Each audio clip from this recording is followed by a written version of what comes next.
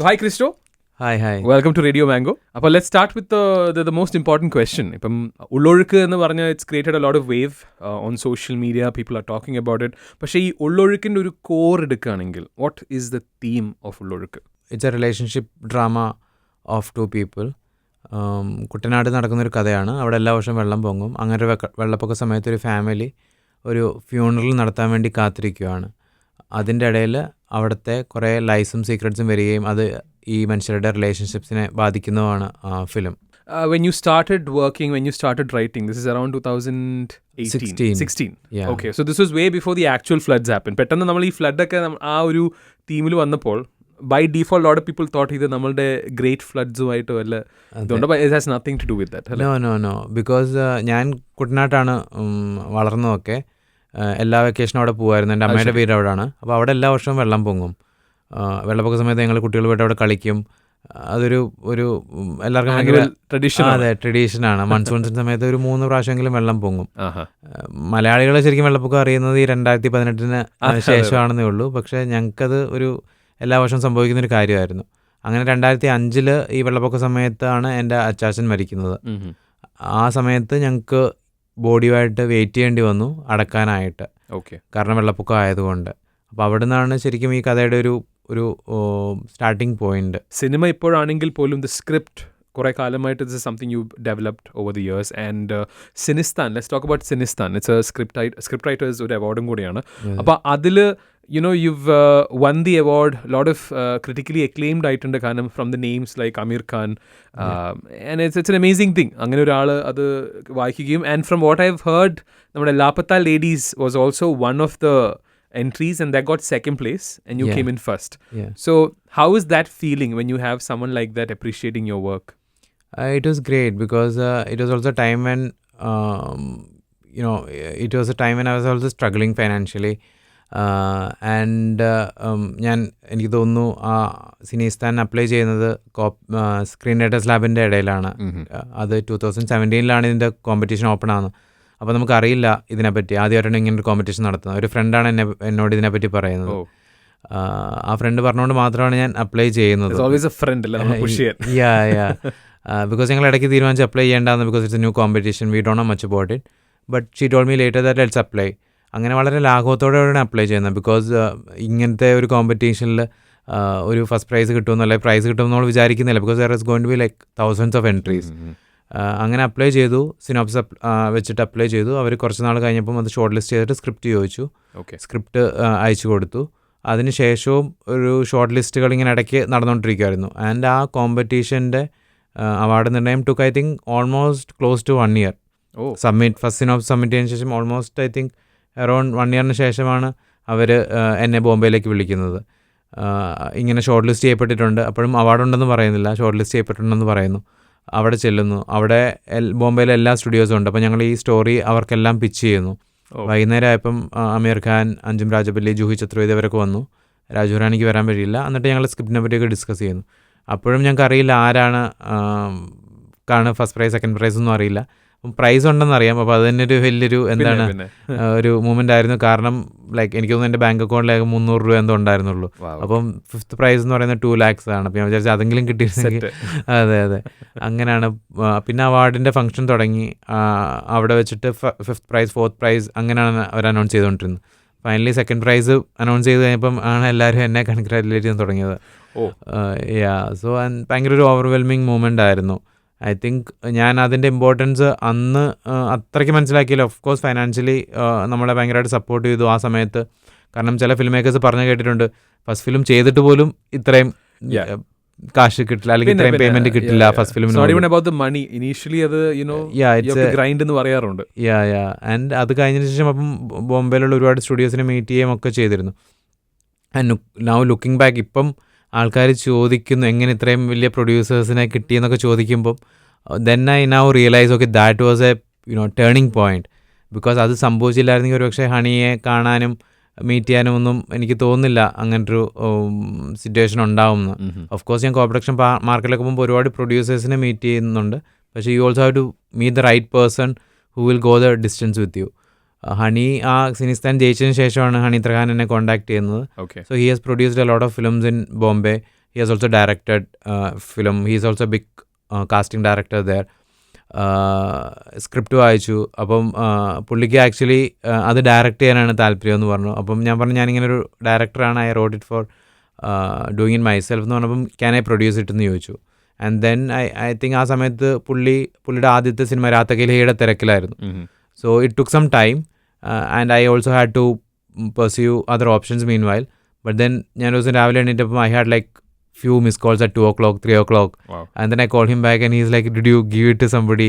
I really want to do it. I have got, an investor for it. So I was like, no, I have not given it to anybody. I would love to do it with you because Hani is one person. ഞാൻ ആളെ പറ്റി നമ്മൾ ചോദിക്കുമല്ലോ friend circle, നമുക്ക് അറിയാവുന്ന ഇൻഡസ്ട്രിയിലൊക്കെ ചോദിക്കുമ്പോൾ everybody has only good things to say about him. So that ഒരു ബോംബെ പോലെ ഇൻഡസ്ട്രിയിൽ it's very unusual because everybody will have ഇങ്ങോട്ടൊരാൾ ചോദിച്ചു വരുന്നത്. അതെ. അപ്പോൾ അങ്ങനെയാണ് ഹണി. ആൻഡ് ഒരു സ്ട്രേഞ്ച് കോയിൻസിഡൻസ് എന്ന് പറഞ്ഞു കഴിഞ്ഞാൽ ഇതിന് 5-6 വർഷം മുമ്പ് IFFKയിൽ ഡെത്ത് ഇൻ ദ ഗഞ്ച് എന്നൊരു പടം പ്രിവ്യൂ സ്ക്രീൻ ചെയ്തിരുന്നു. അപ്പോൾ ആ പടം എനിക്ക് ഇഷ്ടപ്പെടുകയും അതിൻ്റെ പ്രൊഡ്യൂസേഴ്സ് മഗ്ഗഫിൻ പിക്ചേഴ്സ് ആയിരുന്നു. അപ്പോൾ അന്ന് ഞാൻ മനസ്സിൽ വിചാരിച്ചിരുന്നു ഇതുപോലൊരു പ്രൊഡ്യൂസേഴ്സിനെ കിട്ടിയിരുന്നില്ല മഗ്ഗഫിൻ പിക്ചേഴ്സ് പ്രൊഡ്യൂസ് ചെയ്തിരുന്നെങ്കിൽ. പക്ഷേ ഞാൻ പിന്നെ അത് പെർസ്യൂ ചെയ്തിട്ടൊന്നുമില്ല. But then finally Macguffin Honey and Abhishek കമ്പനിയായ മഗ്ഗഫിൻ പിക്ചേഴ്സ് തന്നെയാണ് ഇത് പ്രൊഡ്യൂസ് ചെയ്യുന്നത്. So I believe that for every film may be there is a destiny. And now when you how is the collaboration with RSVP? അത് എങ്ങനെയാണ് വരുന്നത് ഇതിലോട്ട്? So Honey and Abhishek has made a lot of films with RSVP. Honey worked them on a regular basis and is very close to Ronnie. അങ്ങനെയാണ് ഹണിയാണ് അവരെ ഇതിലേക്ക് കൊണ്ടുവരുന്നത്. So they haven't done Malayalam films before. നമ്മൾ അങ്ങനെ ഒരു പുതിയ ഡയറക്ടർ ആദ്യമായിട്ട് മലയാളത്തിൽ വരുമ്പോൾ he is bringing a big ഒരു fraternity with him. So which is why a lot of people like RSVP എങ്ങനെ, what is the connection here എന്നുള്ള ഒരു which you kind of told. Also it's a female led film and so they would have a lot of reservations to it. Ronnie told me that Hani convinced them. Hani is like, you should do it. So Hani was persistent with them that they should do this film. That is how it happened. Kanyaka, then there's the Cyanide movie also, and then you have ഇപ്പം ഉള്ളൊഴുക്ക്. ഈ ഒരു female നാരറ്റീവിൽ cinema കാണുന്നത്, you're writing all these movies also. So when you write, you seeing it through the eyes of a lot of female characters. So അതിൻ്റെ ഒരു influence എവിടെ നിന്ന് വരുന്നത്? Do you have a lot of women who have influenced you in your family and life that you also think from their perspective? I don't have a good answer for the question, but I have been asked this question many times. I would like to say it's accidental that it has happened like this. Kariyan Cyanide actually came to me. I did not write Kariyan Cyanide, but the project came to me. All the other projects I have written myself, and I have, it started from my side. ഉള്ളൊഴുക്കിലും കാമുകിയിലുമാണ് ഞാൻ ആലോചിച്ചിട്ടുള്ളത് ഇങ്ങനൊരു സിറ്റുവേഷനിൽ ഒരു മെയിലിനായിരിക്കും ഒരു ഫീമെയിലിനായിരിക്കും കൂടുതൽ things at സ്റ്റേക്ക്.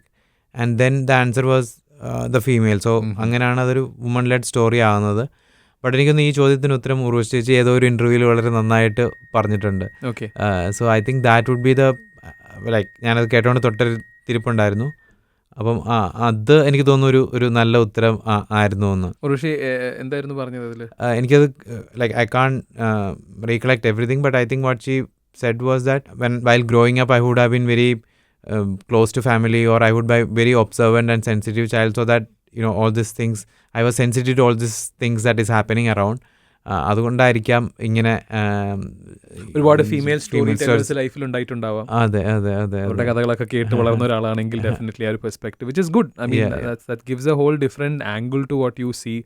എന്ത് relationships എടുത്തു കഴിഞ്ഞാലും you're bringing an entire different perspective than the usual way of how we've seen in cinemas, where it's always the male oriented narrative. So it's always a nice refreshing taste to it. Worked with fiction, and you've worked with real story based type projects. Okay, which do you think is more of a challenge? Because I've heard you talk on a few interviews where real alkarade stories create there's a lot of challenge because some of those people are still living. If Kariyan Cyanide ke eduthu kayinal, so where do you see a bigger challenge? Or completely fictitious movie create cheyyunnadilano or the other? My heart actually lies in fiction stories. That is always what I pursue. I want to do more films and series in a fiction space. But of course, if something comes in the non-fiction space, if something exciting comes up, I would jump at that opportunity. Challenges എനിക്കൊന്ന് രണ്ടിലും ഉണ്ട്, different kind of challenges. For example non ഫിക്ഷനകത്ത് ഈ പറഞ്ഞ പോലെ നമ്മൾ real ആൾക്കാരെയാണ് deal ചെയ്യുന്നത്. It's real people and what we are going to do is going to affect real people and it is going to have an implication on their life. അപ്പം അത് എനിക്ക് തോന്നുന്നു ഭയങ്കര ഒരു സ്ട്രോങ് ലൈക്ക് വളരെ വലിയൊരു റെസ്പോൺസിബിലിറ്റിയാണ്. സോ അതിനെ നമ്മൾ ഈ പറഞ്ഞ throughout the journey we have to be conscious of it.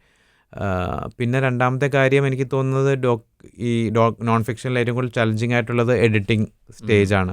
Because എഡിറ്റിങ്ങിലാണ് ഡോക്യുമെൻ്ററിയുടെ സ്ട്രക്ചറിങ് നടക്കുന്നത്. So that process takes a long time. ഫിക്ഷനെ സംബന്ധിച്ചോളം എനിക്ക് തോന്നുന്നു ഏറ്റവും ഡിഫിക്കൽട്ടായിട്ടുള്ള കാര്യം ഷൂട്ടിംഗ് ആയിരിക്കാം. Because that is a time when you have this big crew, you have stars. കരയൻ സൈനൈഡിൽ എനിക്ക് തോന്നുന്നു ഈ സെയിം നമ്പർ ഓഫ് ക്രൂ തന്നെ ഉണ്ടായിരുന്നു as a fiction feature film. But still shooting എനിക്ക് തോന്നിയത് ഫിക്ഷനിൽ കുറച്ച് ഡിഫിക്കൽട്ടായിരുന്നു. എഡിറ്റിംഗ് എനിക്ക് തോന്നിയത് നോൺ ഫിക്ഷനിൽ ഡിഫിക്കൽട്ടായിരുന്നു എന്നുള്ളതാണ്. പക്ഷേ കരയൻ സൈനൈഡിൻ്റെ റീച്ച് കിട്ടിയപ്പോൾ I don't think anybody had expected it to become such a big thing across the world. So that was very a good surprise for all of us. I think I remember that ഞാൻ വെക്കേഷനിലായിരുന്നു. I was in Indonesia and I was traveling across Malaysia and all that. അപ്പം അവിടുത്തെ Netflix top 10 ഇതിങ്ങനെ കരയൻ cyanide കാണുമ്പോൾ Malayalam cinema അവിടുത്തെ top 10 കാണുമ്പം that was very എന്താ പറയുന്നത് ഭയങ്കര സാറ്റിസ്ഫാക്ഷൻ തരുന്നൊരു മൂമെൻ്റ് ആയിരുന്നു. അതുപോലെ തന്നെ അറൗണ്ട് 30 കൺട്രീസിൽ അത് ട്രെൻഡിങ് ആയിരുന്നു. അപ്പം നൗ റീസെൻ്റ്ലി ഒരു റിലീസ് ചെയ്ത ലിസ്റ്റ് അനുസരിച്ച് ആഫ്റ്റർ 3 വീക്സിൽ ഓൾ ടൈം ലിസ്റ്റിൽ from Netflix India it is on the 10th position, and along with Animal, Lapata Ladies, and this is the only Malayalam film on the list. It's only I think it's the only regional film that I have to check, but again it's with crew, the Tabu Kareena Kapoor film. So അങ്ങനെയുള്ള വലിയ ഫിലിമിൻ്റെ കൂടെ non fiction ഈ standing ground എന്ന് പറയുന്നത് എനിക്ക് വലിയൊരു കാര്യമായിട്ട് തോന്നുന്നു. You are having 2 of the biggest titans facing each other in this movie. Urvashi ആണെങ്കിലും പാർവതി ആണെങ്കിലും നമുക്കറിയാം മലയാളം ഇൻഡസ്ട്രിയിൽ ടാലൻറ്റഡ് ആക്ടേഴ്സിൽ ഏറ്റവും മുകളിൽ നിൽക്കുന്ന ആൾക്കാരാണ്. So how is it working with such people? Like how is it seeing them work in front of you? ആ ഒരു പ്രിവ്യൂ മോണിറ്ററിലൊക്കെ കാണുമ്പോൾ how is their performance? How do you think it's been so far? It has been a great experience. Because ചില സീനൊക്കെ നമ്മൾ എഴുതി വെക്കുമ്പം നമുക്ക് അത്ര ഫീൽ ചെയ്തിട്ടുണ്ടാവില്ല. അല്ലെങ്കിൽ ഓക്കെ നമുക്കറിയാം ഇതിനകത്തൊരു ഡ്രാമ ആൻഡ് ഇമോഷൻസ് ഉണ്ട്, ബട്ട് അവരത് പെർഫോം ചെയ്യുന്ന കാണുമ്പം it reaches another level all together. So അത് കാണുന്നത് ഒരു ഭയങ്കര സന്തോഷമുള്ളൊരു കാര്യമാണ്. അതുപോലെ തന്നെ ഈവൻ വളരെ സിമ്പിളായിട്ട് പറഞ്ഞാൽ ഒരു എയർലി റീഡിങ് സെഷനിൽ പാർവതി ഓൺലൈൻ മീറ്റിലിരുന്നിട്ട് ഈ ഡയലോഗ്സ് വെറുതെ വായിക്കുമായിരുന്നു. And then I thought like still now the dialogue is just on paper written. Now it has got life. Like when she was just saying it, I thought there is life in it. That is finally yeah. So adu bhayangara oru moment. And then there are a lot of scenes in the film where ഞാൻ കണ്ടിട്ട് ഇങ്ങനെ നിന്ന് പോയിട്ടുണ്ട്. Like both of their performances, and ഇതൊരു dream cast എന്ന് നമുക്ക് പറയാൻ പറ്റും. പ്രത്യേകിച്ച് ഒരു ഫസ്റ്റ് ഫിലിമിൽ കിട്ടാവുന്നതിൽ ഒരു 2 female leads from Malayalam cinema എന്ന് പറയുമ്പോൾ നമുക്ക് ഇതിൽ കൂടുതൽ വലുതായിട്ട് നമുക്ക് ആലോചിക്കാൻ പറ്റില്ല. ഐ തിങ്ക് ദാറ്റ് ആ കാര്യത്തിൽ ഞാൻ ഭയങ്കര ലക്കി ആയിരുന്നു എന്ന് എനിക്ക് തോന്നുന്നു. കാസ്റ്റ് മാത്രമല്ല, ഓഫ് കോഴ്സ് ക്രൂ. ആൻഡ് രണ്ടുപേരും 2 തരത്തിലുള്ള ആക്ടേഴ്സാണ്. വൺ ഈസ് വെരി സ്പോണ്ടേനിയസ് ചേച്ചി. So my job as a director is to inspire her to perform, to get to that point and then just leave it up to her and she creates a magic. With Parvathy she is much more methodical. So എല്ലാ സീനും she would know it by heart. She would, even different takes, she would give the same thing so that it's very easy for the editor to cut. She is very prepared. So as a director, my job is very easy because there is very less direction that I actually have to give her. She comes fully prepared and she has the entire arc in her head. Like ഒരു production studio തന്നെയാണ്. അതെ because നമ്മൾ shoot ചെയ്യുമ്പം ഇത് ഇപ്പം നമ്മൾ maximum ക്രോണോളജിക്കലാണ് shoot ചെയ്തെങ്കിലും ആ സീനിൻ്റെ ഇമോഷണൽ കണ്ടിന്യൂറ്റി എന്താണെന്ന് നമുക്ക് ഇവിടെ അറിയണം. കാരണം ഇവിടെ ഇത്രയും ദേഷ്യപ്പെടുവാണെങ്കിൽ അവിടെ അത്രയുമേ ദേഷ്യപ്പെടാവൂ. പക്ഷേ പാർവതിയുടെ മനസ്സിൽ ഇതിൻ്റെ ഫുൾ ഒരു ഇമോഷണൽ ആർക്കെല്ലാം ഉണ്ടാവും. അപ്പം as a director your job becomes very easy. And ഇപ്പോൾ ഇതിൻ്റെ കാസ്റ്റിംഗ് ആണെങ്കിലും തുടക്കം മുതലേ were these names in your mind or was it a process that later came in? It came later because ഞാൻ എഴുതി തുടങ്ങിയപ്പോൾ ഞാൻ ഇൻസ്റ്റിറ്റ്യൂട്ടിൽ നിന്ന് പാസ്ഔട്ട് എഴുതി തുടങ്ങിയപ്പോൾ ഞാൻ ഓർത്തില്ല ഇത്രയും സമയം എടുക്കും ഈ പ്രോജക്റ്റ്. ഞാൻ ഓർത്തു ഇത് എഴുതും 2 വർഷത്തിൽ ഞാൻ ഈ സിനിമ ചെയ്യും എന്നാണ് ഞാൻ വിചാരിക്കുന്നത്. ഒരു ചെറിയ രീതിയിൽ ഈ സിനിമ ചെയ്യണമെന്ന് പറഞ്ഞിട്ടാണ് തുടങ്ങുന്നത്. And then the project became bigger and bigger ആയതുകൊണ്ട് തന്നെ then again it started taking time. And then once it reaches a certain point you can't also come back. So എഴുതി തുടങ്ങിയ സമയത്ത് ഞാൻ അങ്ങനെ ആക്ടേഴ്സിനെ പറ്റി ആലോചിച്ചിട്ടുണ്ടായിരുന്നില്ല. പക്ഷെ സിനിസ്ഥാൻ ജയിച്ച സമയത്ത് there were other studios also who were interested in the film. And then when we are discussing the budget, that's when I think I first approached Parvati, because Parvati is always a first choice at that time.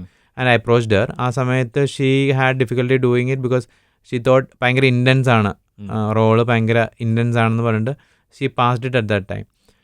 ചേച്ചിയാണെങ്കിലും എനിക്കൊന്ന് സിനിമകൾ വളരെ കുറച്ച് ചെയ്യുന്ന ഒരു സമയത്താണ് ഞാൻ ഈ story ആദ്യമായിട്ട് ഡിസ്കസ് ചെയ്യുന്നത് ക്രൂ ആയിട്ടൊക്കെ.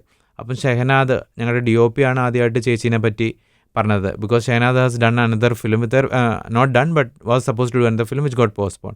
അങ്ങനെയാണ് ചേച്ചിയിലേക്ക് എത്തുന്നത്. ആൻഡ് ദെൻ വൺസ് ഈ 2 ആൾക്കാർ വന്നതിന് ശേഷം I could not think of anybody else in that place. And so അത് and if you see the film you will understand that both of them are irreplaceable. ഒരു കോമ്പിനേഷൻ ആവും തോന്നുന്നു. And അപ്പം എൻ്റെ ലക്ക് കൊണ്ടായിരിക്കാം അവർ ഇതിനു മുമ്പ് ഒരുമിച്ച് ഒരു സിനിമ ചെയ്യാത്തത്. So that I could bring them together for the first time. എന്തുകൊണ്ട് every time we see this trailer ഒക്കെ കണ്ട സമയത്ത് എന്തുകൊണ്ട് ഇതിനു മുമ്പ് ഇങ്ങനെ ഒരു കോമ്പിനേഷൻ നമ്മൾ ആലോചിച്ചില്ല എന്ന് തോന്നുന്ന ഒരുപാട് ഇൻസ്റ്റൻസസ് അതിൽ കണ്ടു. അതെ, കാരണം രണ്ടുപേരും ഇവിടെ മലയാളത്തിൽ എത്രയോ വർഷങ്ങളായിട്ട് 10 വർഷം അതിന് മേളിലായി പാർവതിയും ചേച്ചിയും ഇവിടെ ഉണ്ട്. But they are never done a film together. ഇതേ കാസ്റ്റിൽ തന്നെ let's also talk about Prashanth. അപ്പോൾ പ്രശാന്തിനെ കുറിച്ച് ഒരുപാട് പേര് നമ്മൾ പറയുന്നത് is a very underrated actor. Very underrated എന്ന് പറഞ്ഞാൽ അദ്ദേഹം ചെയ്ത ചെറിയ റോൾസ് ഒക്കെ ആണെങ്കിൽ പോലും ആ ചെറിയ റോൾസിൽ നമുക്കറിയാം അദ്ദേഹത്തിൻ്റെ ഒരു കേപ്പബിലിറ്റി എന്താണെന്നുള്ളതും. അതായത് നമ്മൾ you just seen the tip of the iceberg. അപ്പം in this trailer from what little I have seen in the trailer we know that he is playing a very pivotal role. എത്രമാത്രം ഈ സിനിമയിൽ ഉണ്ട് എന്നുള്ളത് നമുക്ക് അറിയാൻ പറ്റുന്നില്ല. കാരണം വി ജസ്റ്റ് സീൻ സം കല്യാണ സമയത്തുള്ള കുറച്ച് സീൻസൊക്കെ നമ്മൾ ഈ ട്രെയിലറിൽ കാണുന്നുള്ളൂ. So how did Prashanth according to you come into this and do you want, എങ്ങനെയാണ് പ്രശാന്ത് ഈ ഒരു സിനിമയിലെത്തുന്നത്? പ്രശാന്തിനെ എനിക്ക് നേരത്തെ തൊട്ട് അറിയാം. I have scene his films also. I liked his performances also. ഈ ഫിലിമിൻ്റെ ഇത് ആലോചിക്കുന്ന കാസ്റ്റിങ്ങിൻ്റെ സമയത്ത് എനിക്ക് തോന്നുന്നു ആ ക്യാരക്ടറിന് പ്രത്യേക തരത്തിലുള്ള ഫിസിക്ക് ആവശ്യമുണ്ട്. ഒരു ചെറിയൊരു ട്രാൻസ്ഫോർമേഷൻ നടത്തേണ്ട ആവശ്യമുണ്ട്. അപ്പം അത് പുൾ ഓഫ് ചെയ്യാൻ പറ്റുന്ന ഒരാളായിരിക്കണം എന്നുണ്ടായിരുന്നു. അപ്പോൾ ആദ്യമായിട്ട് എനിക്ക് തോന്നുന്നു കാസ്റ്റിംഗ് ഡയറക്ടറാണ്, അല്ലെങ്കിൽ എൻ്റെ ടീമിലുള്ള ആരോ ആണ് പ്രശാന്തിനെ എനിക്ക് കാസ്റ്റിംഗ് ഡയറക്ടറാണ് അപ്രോച്ച് ചെയ്യുന്നത്, കാസ്റ്റിംഗ് ഡയറക്ടറിൻ്റെ ടീമിൽ നിന്ന്. അപ്പം ആദ്യം ഒരു ഡ്രീം സീക്വൻസ് ആണ് കൊടുക്കുന്നത്. അത് വായിച്ചിട്ട് പ്രശാന്ത് ഞെട്ടിയിട്ട് പ്രശാന്ത് ചെയ്യുന്നില്ല, അയ്യോ ഇതെനിക്ക് ചെയ്യാൻ പറ്റില്ല എന്ന് പറഞ്ഞു. പിന്നെ ഞാൻ പോയി പ്രശാന്തിനെ മീറ്റ് ചെയ്തിട്ടാണ് ഞാൻ ക്യാരക്ടർ പറഞ്ഞത്. അപ്പം തന്നെ പ്രശാന്ത് ഇന്നായി. പിന്നെ പ്രശാന്ത് അതിലേക്ക് നന്നായിട്ട് വർക്ക് ചെയ്തിട്ടുണ്ട്.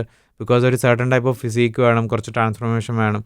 അപ്പോൾ അതൊക്കെ പ്രശാന്ത് വളരെ നന്നായിട്ട് ചെയ്തിട്ടുണ്ട്. Now when you take your case also, I've heard you say somewhere wherein ഈ ഉള്ളൊഴുക്കിൻ്റെ വർക്ക് നടക്കുന്ന സമയത്തായിരുന്നു Korean Cyanide is coming to you. So you kind of had to juggle both of them.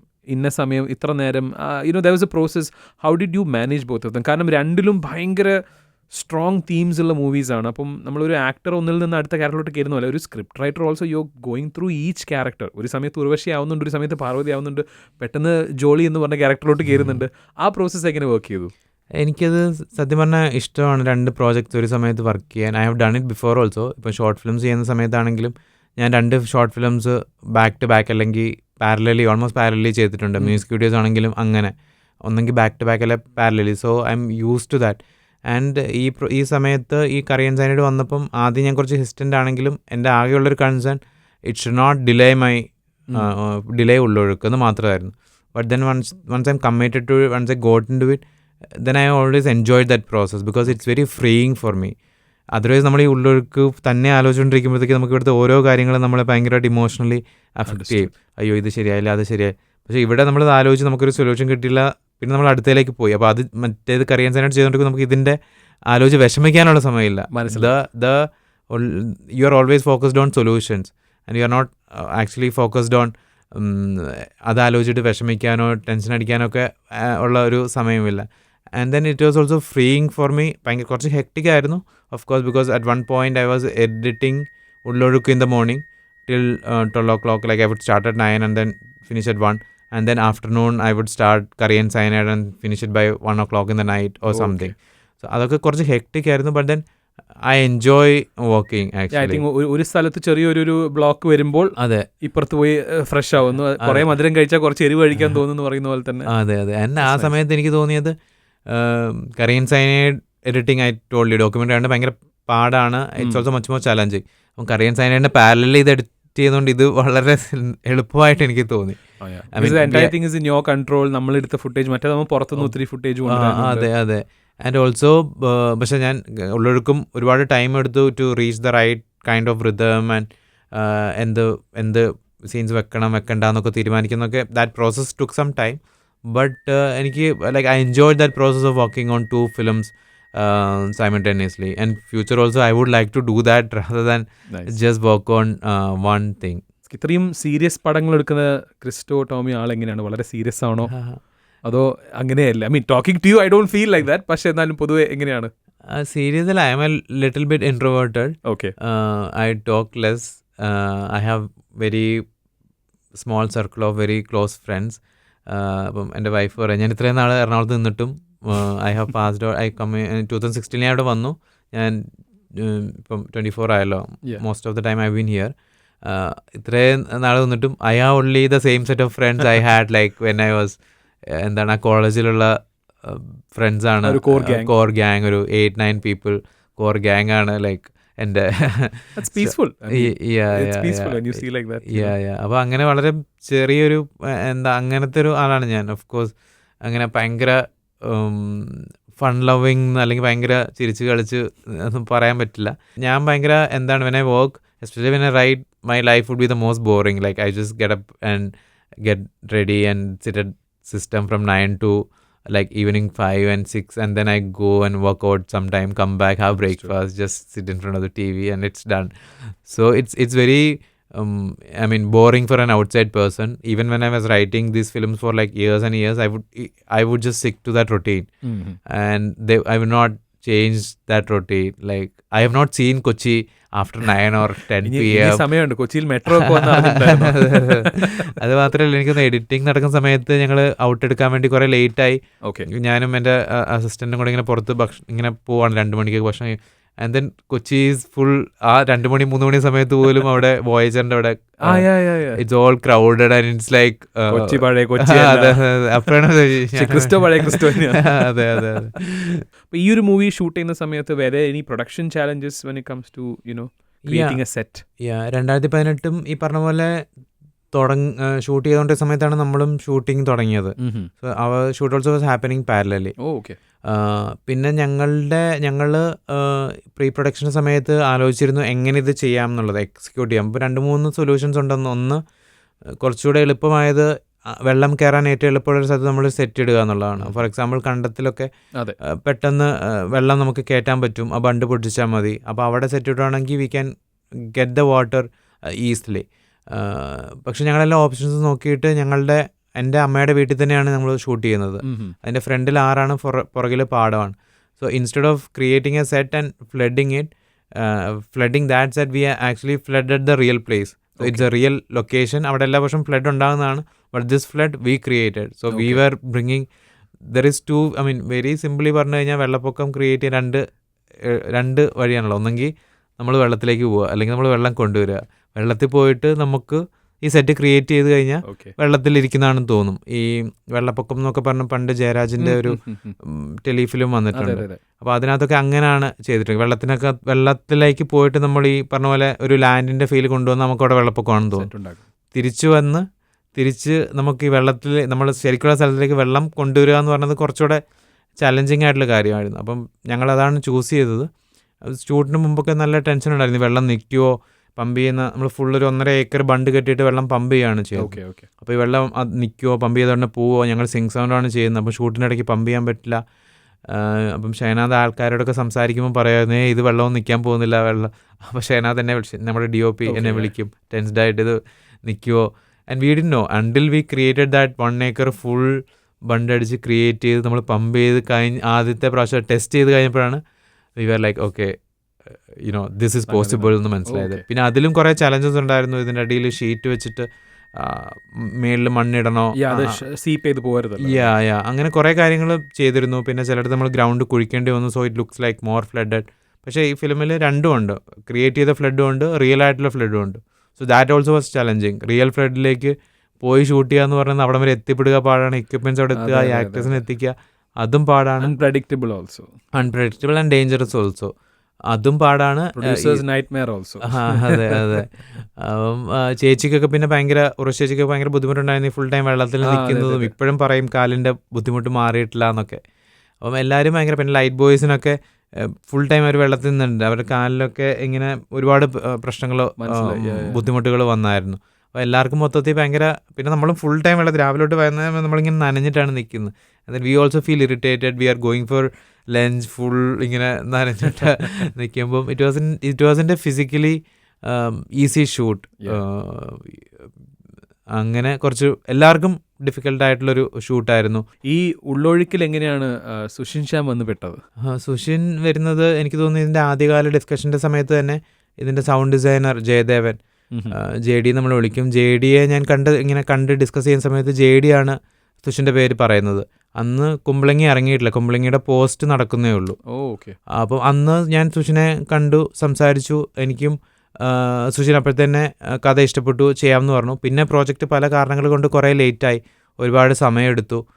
Covid വന്നു അതിൻ്റെ ഇടയ്ക്ക്. ഇങ്ങനത്തെ female ആയിട്ട് പ്രോജക്റ്റാണ്, mount ചെയ്യാനൊരു time എടുത്തു.